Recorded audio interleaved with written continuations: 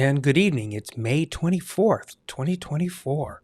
And welcome to another one of our Branches on the Vine with the Bible Project and the Sermon on the Mount series. So my brother, Jim Wern, and we've decided to take a peek at these videos as well and have a chat about them. So on the week that we normally release our Sermon on the Mount videos, we're going to do it with 2 episodes. The first, usually on a Thursday, we'll cover my comments and thoughts and the ideas that Tim and John and those wonderful folks at the Bible Project put together for us. On the day after, usually Friday, I'll have a discussion with my very cool brother, Jim Wern, and we're going to bounce around ideas and thoughts that we have in our heads. So, welcome this evening to our discussion of episode 5 of Sermon on the Mount. Don't make oaths, turn the other cheek, love your enemies. But why? On the Dusty Feet.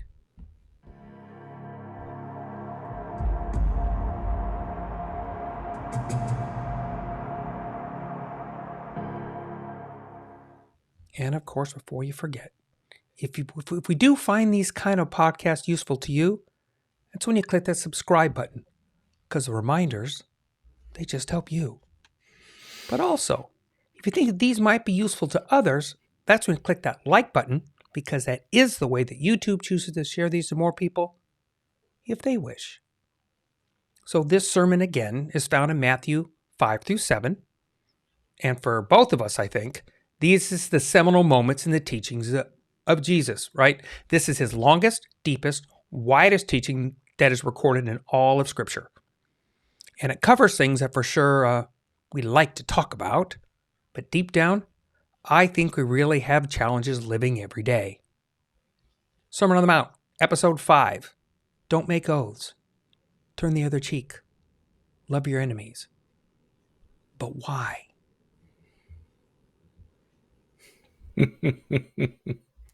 It was very, very powerful to watch. It again turns on the head those things that we as a culture tend to put great emphasis on, oaths, and we'll get into that a little bit, and then just all the things that come about as a result of whether those oaths are taken or not, trusted or not, honored or not, I guess is the word.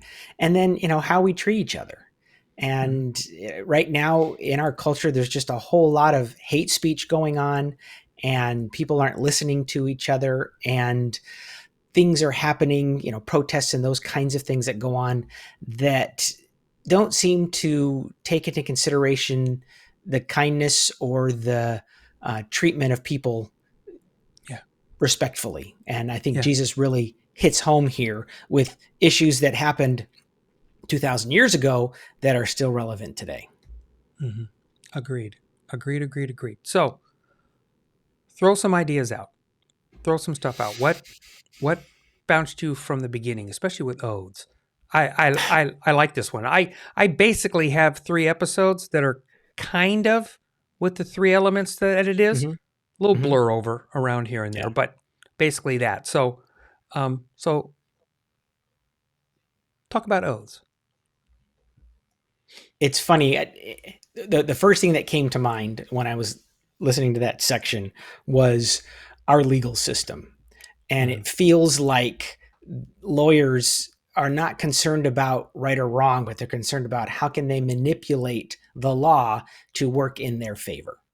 Yeah. And that's exactly what was being addressed here. It's, swearing by, God or, something connected to him, and how the Jewish leaders and or people would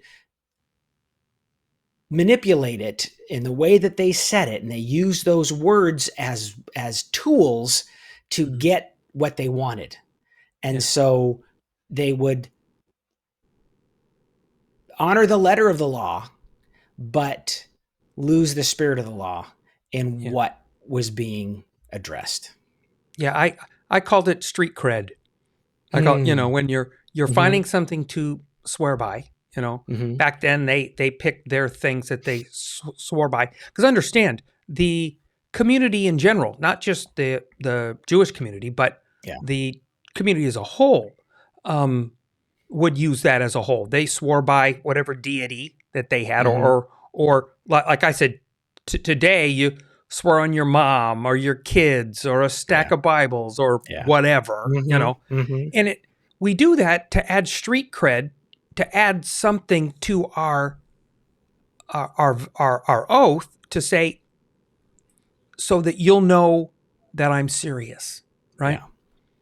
And it's so much so that it muddies the waters, right? And God decides, hey, just make your yes yes and your no no, and then the biggie isn't just your yes yes and your no no, because that sounds easy. It does. You go, oh, that's easy. I just say yeah or no. I promise. What promising is fine. The oath to say, I will do this, I will do that, right? Then you got to do it. Yeah.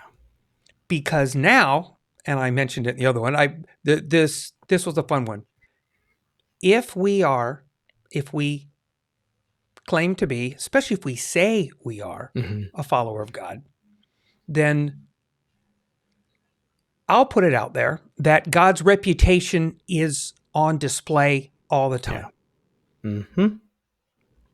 And I think that honoring your word is more powerful than any bumper sticker, t-shirt, hat, pin, creed. Do it. Flag you hang in front of your house. Yeah. If you can honor, if your oath, if what you say is your yes, yes, and your no, no. And I think we miss the no, no part. I think that's one of those things, because we always say, yeah, I will do this. Those are yeses, right? The children of Israel at the foot of Mount Sinai, God doesn't say, here's this long speech, make sure you all recite this. He says, will you do what I tell you to do? And their answer was, we will.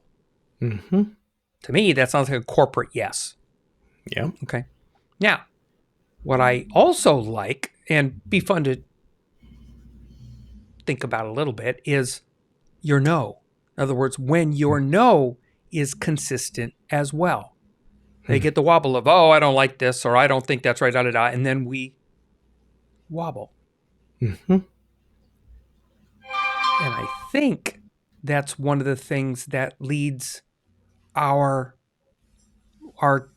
churchianity problems when we have different theological things and where we thought something was wrong and said no, no, no, and then we shift it, or yes, yes, yes, and we shift it. I think that falls in under that no category, and then we're finding out that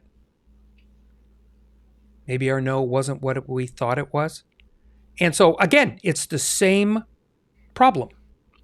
Yeah. I mentioned that we tell people, we ask people, I do it all the time, say, go read it, then come back and ask me questions.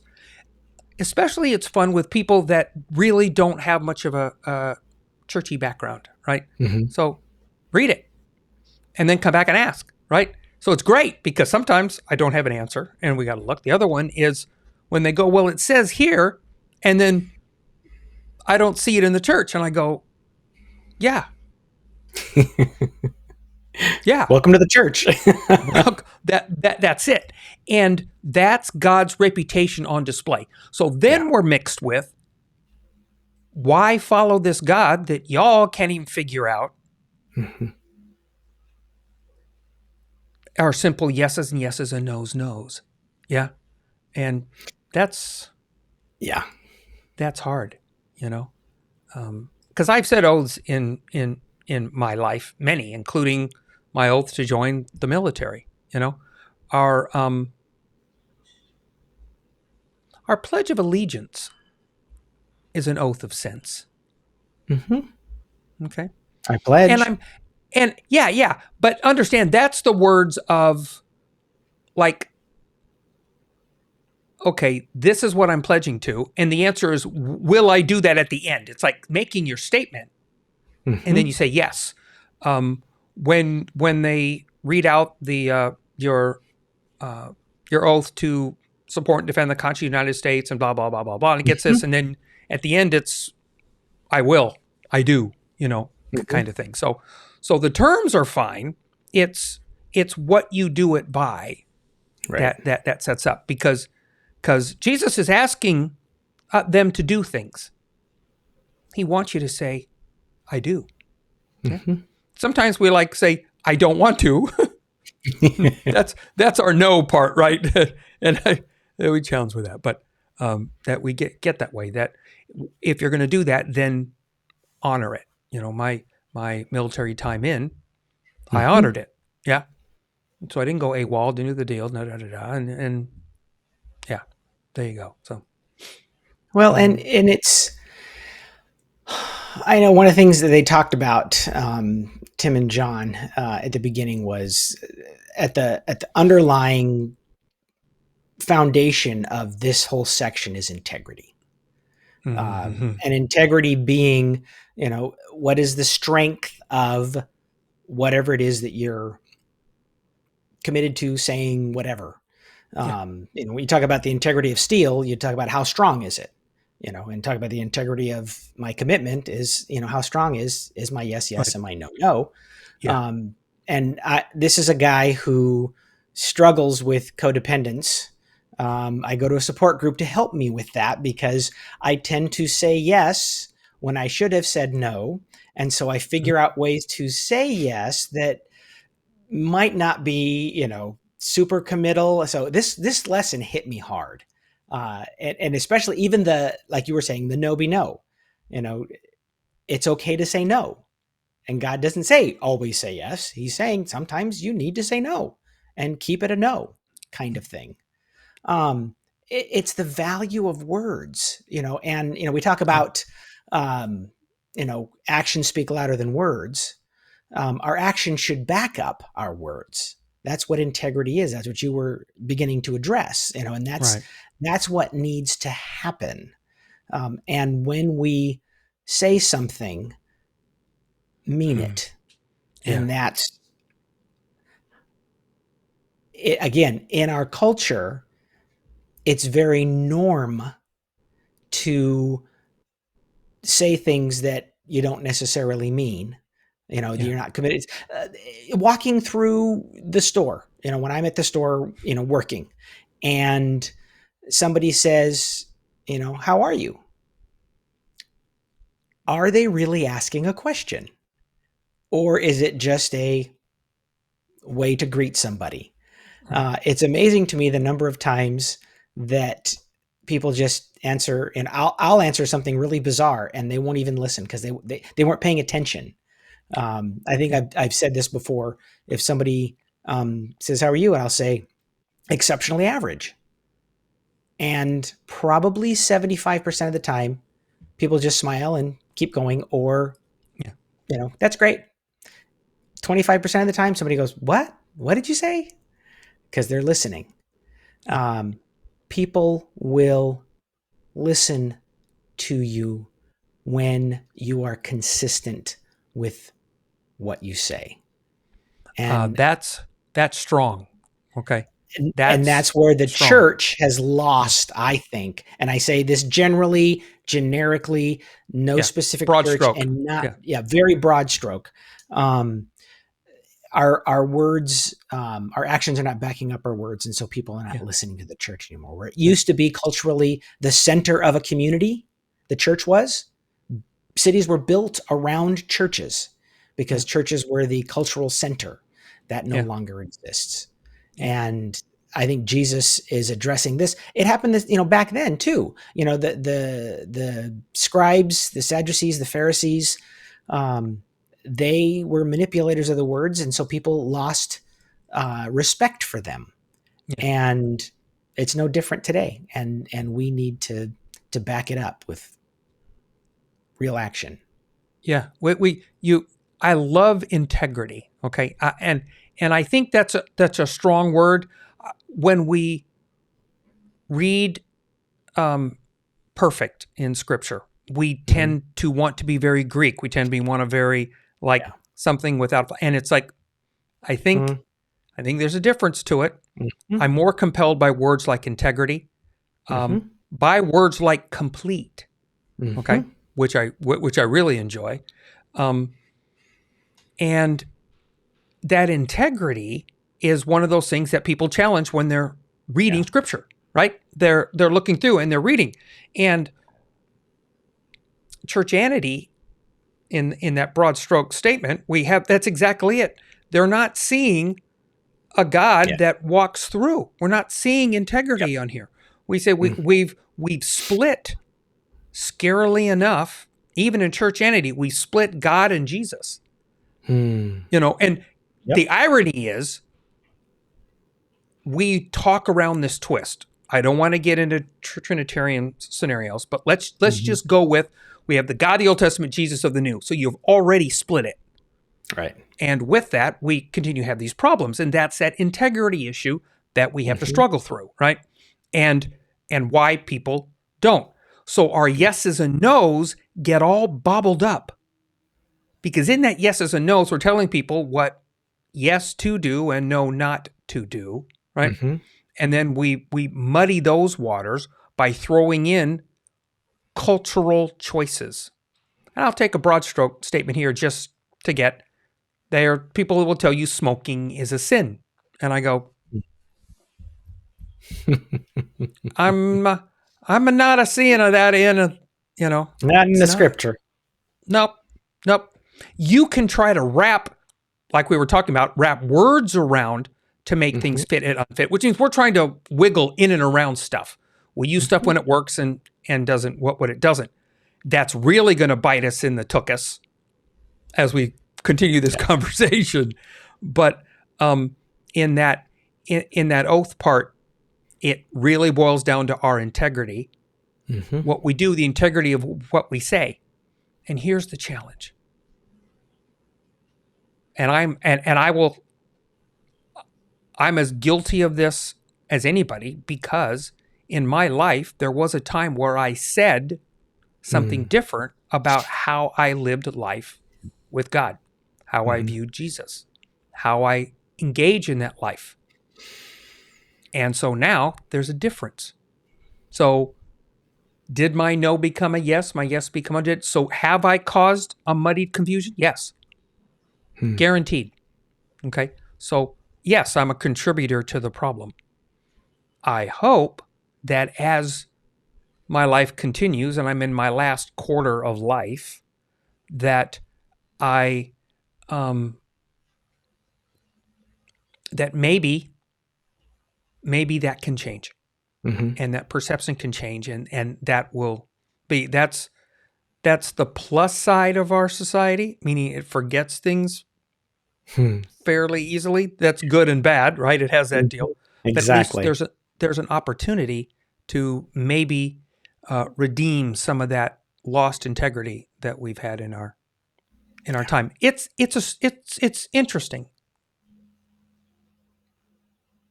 Yes, it is. And I look back to, uh, and it's funny, Old Testament, like you're saying, Old Testament, New Testament, we tend to separate. Hebrew scriptures, I like Tim's use, and rather than saying Old Testament, he says Hebrew scriptures.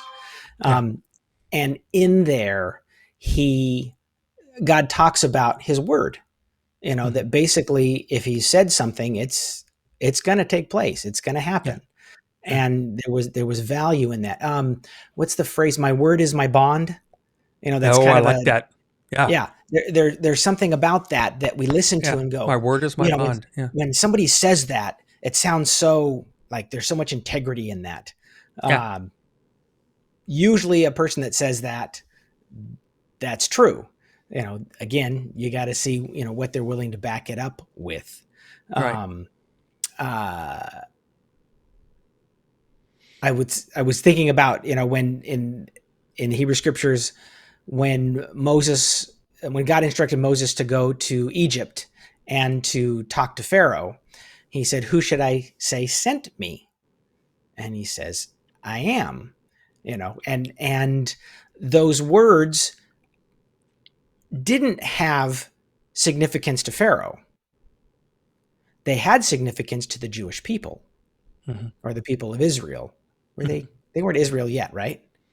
Oh, they were the no, that as an entity. That's a very good question. They are the children of Israel, right? They are the children of Israel.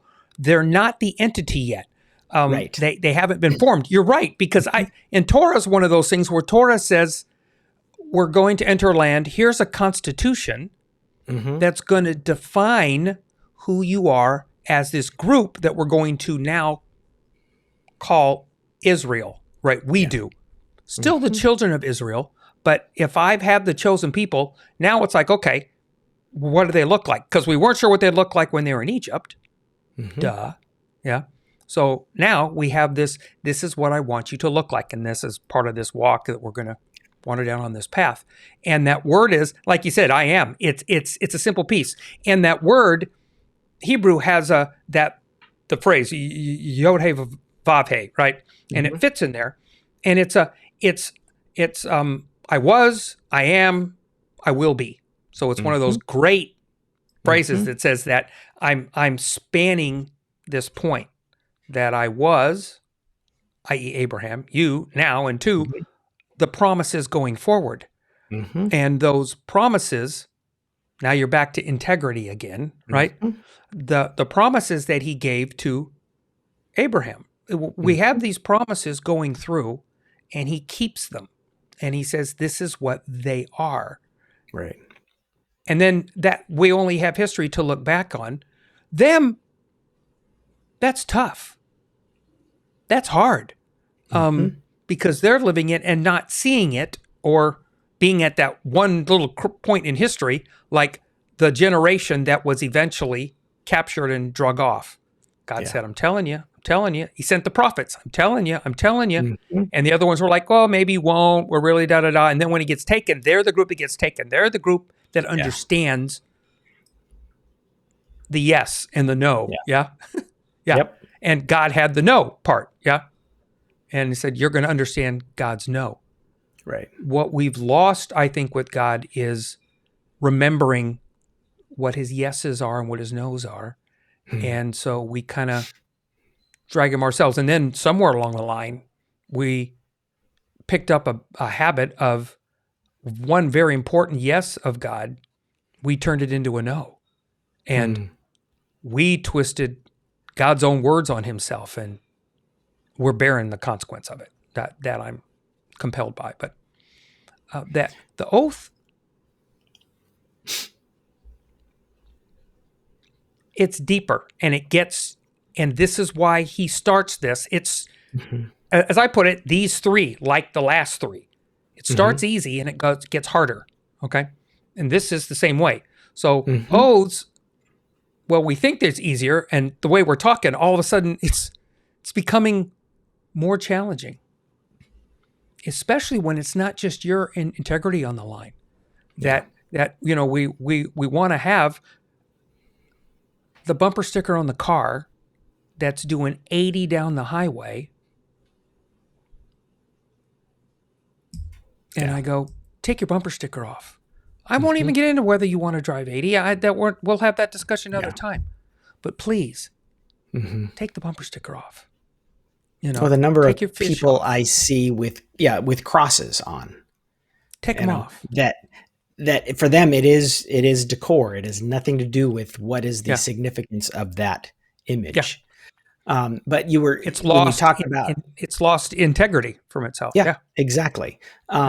When you talked about, like that name I am of God, that was past, present, and future, probably again, a great example of the word perfect in scripture, which is it's complete. It's the total picture of God in that. There you go. So that then when he says something, it's as complete as himself. There you go. So then now I look at myself and go, when I say yes, is that a complete yes? Is that been fully vetted for past, present, and future with regard to whatever that is. Oh boy. And now all of a sudden I'm going back to, like you said, am I reflecting the character of the one who made me by showing that same sense of completion when I speak? Yeah. And that's scary. And I get it. And we realize that when we do that, it's not just us speaking for ourselves, because we've put on this moniker where we've said we're followers of this God, this complete God, Yod He Vav He, and his son, the Messiah, and we follow his example. So we're bringing that into the equation. If we're saying we are, and it's fair when I call it the rest of the world looks out, the nations, as God referred to them as, the nations are looking in. They should be from the outside looking in. This should be an example of what's good. Yep. I'm not compelled. So hence the challenge, and why we think we can logic people into God, and it really has never worked throughout history. I can debate you into God. We can have a debate, and I can eventually debate you into God. Yeah. And none of that covers integrity. None of that covers any of that. It's just it's a checklist thing again. And we have the challenges with that. I don't know where that. I guess the only thing you can do is live it the best you can with what you know at the time now, and the choices and decisions we make, and that's hard, and it is uncomfortable, because if you decide that something needs to change, that's where your wiggle room gets, and that's all of a sudden what used to be a yes is now a no, and then it's, well, I understand. What's the phrase? Be careful about this. Transition. In other words, where you're starting to figure out how what's that going to look like in my life, right? And so we struggle with trying to figure out what we need to let go of, what other things are tied to it. Yeah, whatever the it is, right? It always comes with baggage attached. So what are we willing to let go of to work that? And that's, like you said, like the oath. Do we come at it with full force, or do we have an oath with a contract with clauses that get us out? Amendments, exceptions, all kinds of things that we try to throw in. Loopholes is one of the things I thought of. We put in a little loophole in the back so that we can get out of it should we choose not to. I was working literally this week on something where we were talking about an MOU versus a contract. MOU being a memorandum of understanding. Which is less binding than a contract. So then it was, okay, so can we get out of it if it isn't binding? But it's like, what's the integrity here that we want to represent? Right. Are we just trying to figure out a way out because we don't like it? Or is this something that we should honor because we said we would? Is our yes, yes, or our no, no? And that was where it goes down to, again, that integrity issue of what my word is worth. Right. And okay, so thank you for the word, because that's where I wanted to segue us at this, and we get this. I'm going to introduce the word cost. So it goes with worth, okay? There's a cost to these. Yeah. And it's going, as we walk down this, cost is going to become more of an issue, okay? It is. And I think it's with this, and I think your MOU example is a great idea in this, because it puts forth, it's the cost. In other words, okay, now we need to do this, well, that's going to cost us X man hours or Right. X material, right? So there's a cost to your MOU, a cost Mm-hmm. to your yes, a cost to your Mm-hmm. no. Yeah. So these are elementary costs to me. Okay. When we get down further down this path, as we'll get into in the following weeks, I got a feeling you're going to pair with this as where it doesn't be in 3 parts. I can tell this is going to be. So let's just say it's going to be 3 parts. It makes it easy. The that the cost of your oath is just the beginning. It's the tip of the iceberg because it's going to transition to the next 2 points. And Jesus, this is intentional. He has he has a purpose. He has a focus here. And so he's walking them down this path because there is a sense that he's calling out the religious leadership of the time. Mm-hmm. But the point is, look, if they get it or not, or choose to change, is really up to them individually, just like you sitting in front of me, listening. Mm-hmm. But maybe you'll take the time to consider this, right? And then realize what that cost is going to be, because his disciples that are right alongside spend the next, however many years it is from this point forward, trying to figure out this cost. And the end shows the cost. And then when we get to the end of this section, we're going to talk about how that cost ties into what we're talking about with these 3, this second half of the 3 case studies as they put the words forward. And I like that term. So these 3 case studies that we're in, starting with oaths here for the second set, the beginning of cost starts to come in, where that there's going to be something of value that needs to be considered. Yeah. As we walk from hate to lust, now we're going to go from cost to cost, because it's going to get ultimately, it's going to cost you your life. Yeah. We just don't think of it that way. So, thank you. Great. Perfect. Any wrap up point? The only thing, and I just remembered when I was looking up the passage, I wanted to read that section in Matthew. And as I was looking it over, I just happened to pull it up on my Bible Gateway app in the Message version. And I loved what he said here.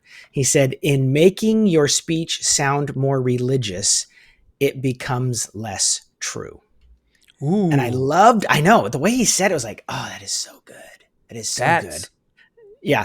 And it's kind of like that thing that the more verbose somebody's yes or no is, typically that tells you the quality of their word, because they're trying to figure out a way to make it sound more powerful or important or truthful than just yes or no.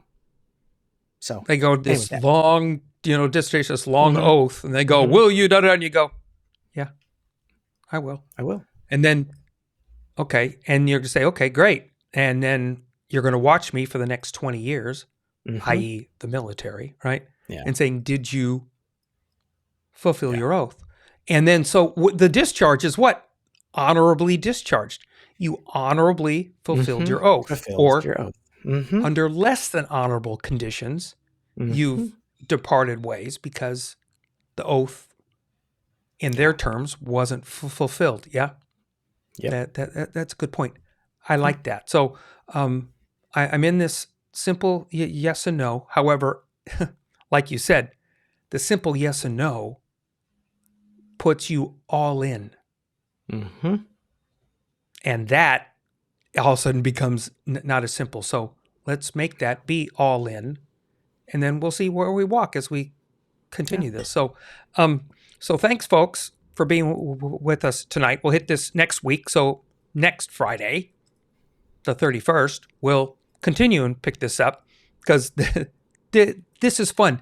These are the things Jim and I were talking about this actually with our dad. We were talking about this is something the church, we don't remember. And tell me if you do, because Dad was saying the same thing. that do you recall this ever being like a deep topic that was taught from the pulpit where let's talk about loving our enemies or and it's not. It's read, Not often. it's No, famous, Mhm. it's, this big deal, but we don't talk about it. So we're willing to broach this subject, talk about it, Mhm. throw ourselves out there, and be accountable. Fair? Yeah. Yeah. Fair. So again, if you have any questions, discussions, anything, just send them to bob@TheDustyFeet.com. If you don't want to be as public as comments down below, because trolly, those kind of things, I understand that. I do. So if you have questions or concerns with us, again, bob@TheDustyFeet.com gets an email to us, and then we can talk about it if we need to. Yeah. There you go. So thanks for with us tonight on this Sermon on the Mount episode, and we just got far oaths on the Dusty Feet.